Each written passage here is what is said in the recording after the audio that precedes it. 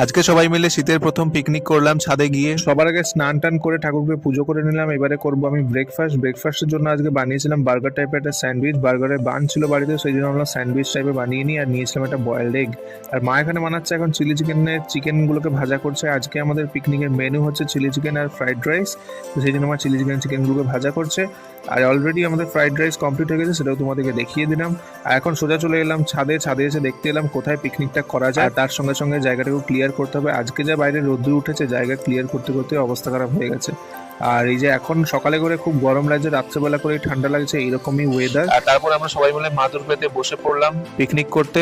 এই হচ্ছে চিলি চিকেনটা কেমন হয়েছে অবশ্যই কমেন্ট করে জানিও।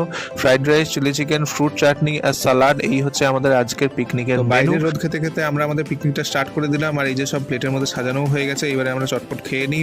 আমাদের রান্না করতে করতে অনেকটা লেট হয়ে গেছিল, 3টে বেজে। তারপর সব জিনিসপত্র গুছিয়ে নিয়ে আমরা চলে যাচ্ছি